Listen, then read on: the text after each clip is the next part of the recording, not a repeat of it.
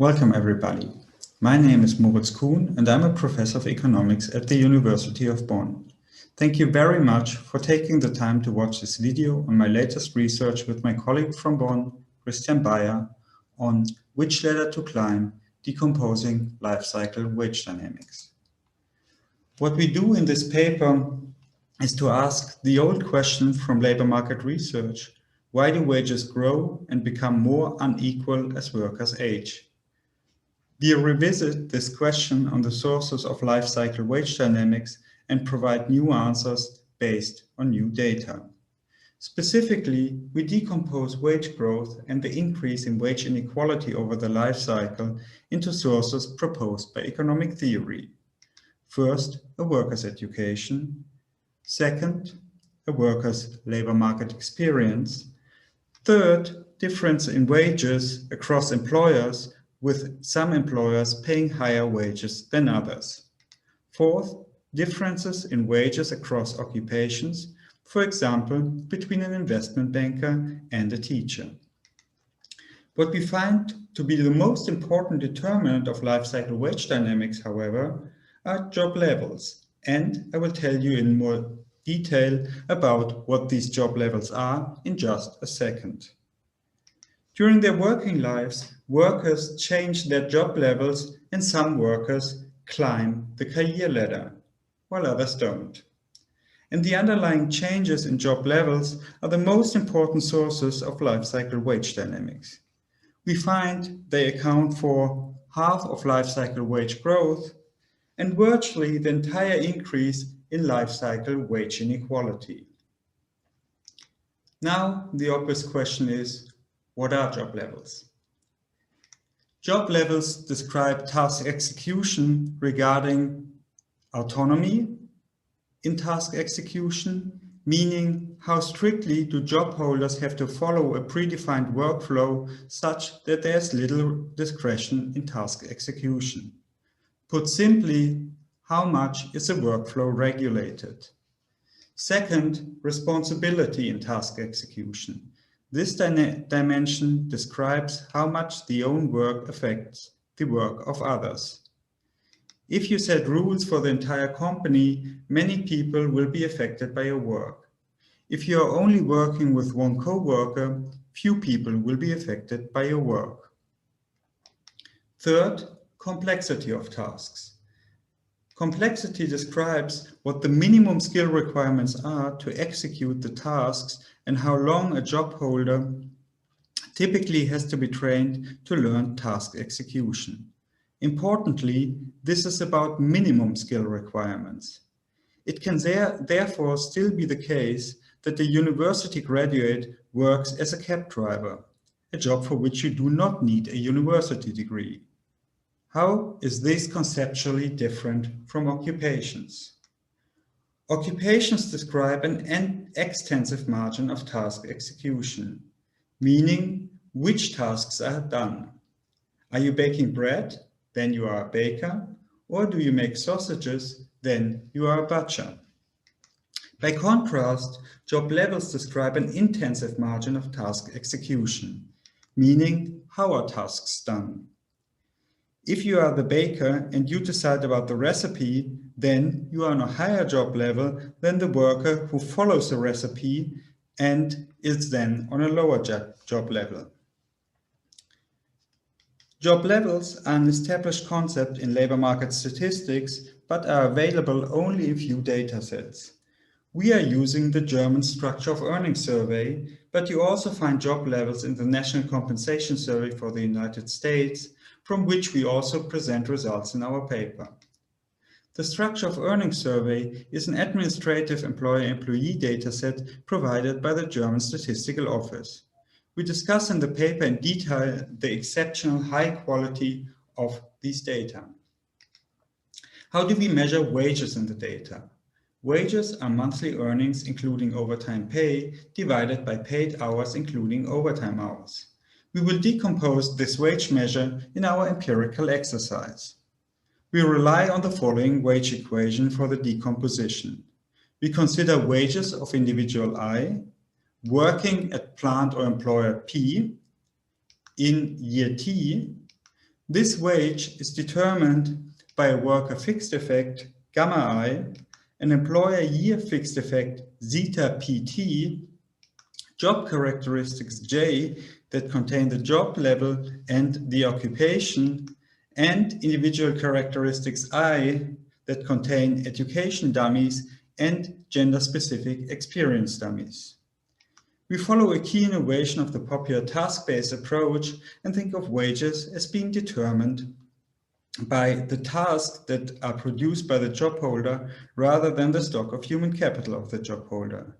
Think again of the cab driver who's not being paid for being a college graduate, but for being a cab driver. We provide a detailed discussion on estimation and identification in the paper that I'm summarizing here just by saying that we use the synthetic cohort approach as a standard estimation tool from the macroeconomic toolbox. The decomposition that I'm going to discuss in the next step decomposes wages into an individual component, a plant component, and a job component.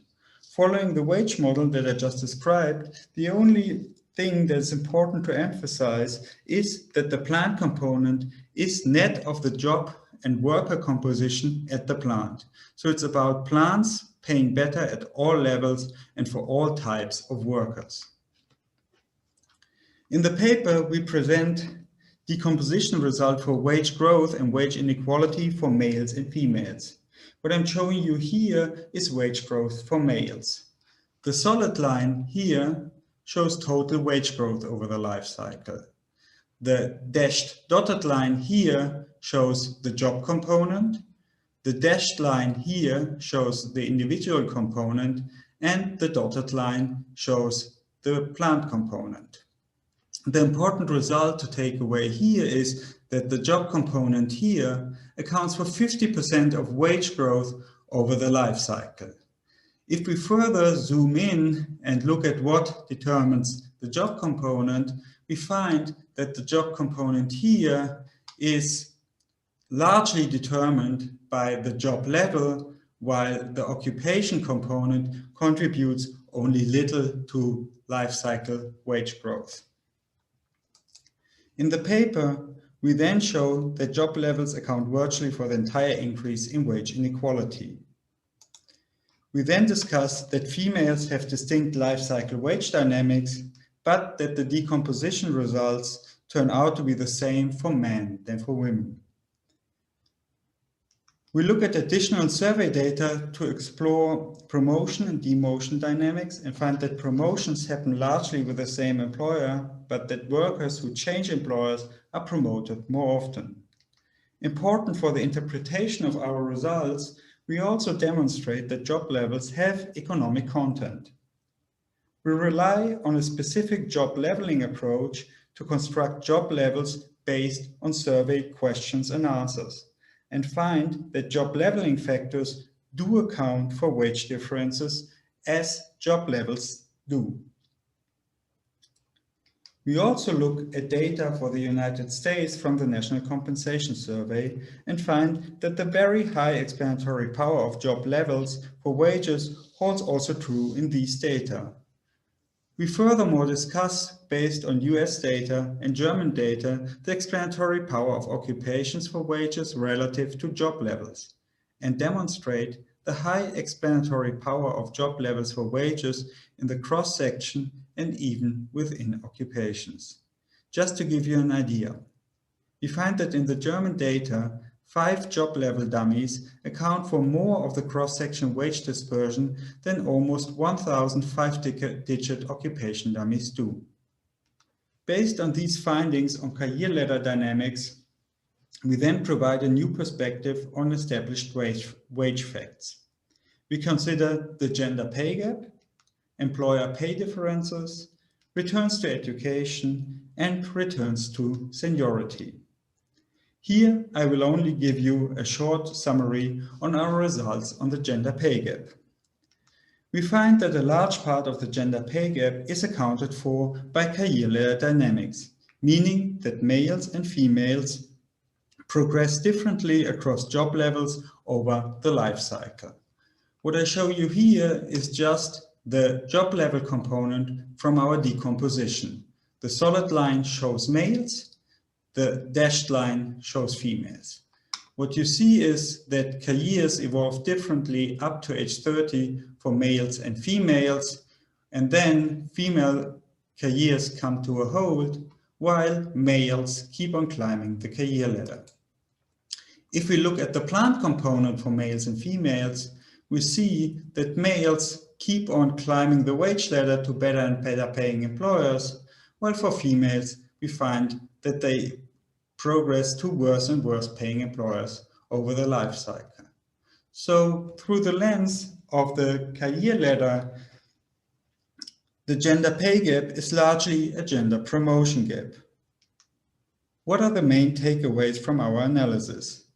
First, climbing the career ladder is the most important determinant of life cycle wage dynamics.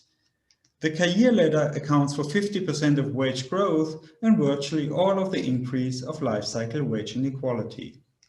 Second, job levels enrich the popular task-based approach by an intensive margin of task execution. Third, the career ladder provides a new view on life cycle wage dynamics. And we hope you will read the paper to learn more about these results. Thanks a lot for watching. You will find the paper at my webpage, and Christian and I are happy to receive any feedback, comments or suggestions for the paper.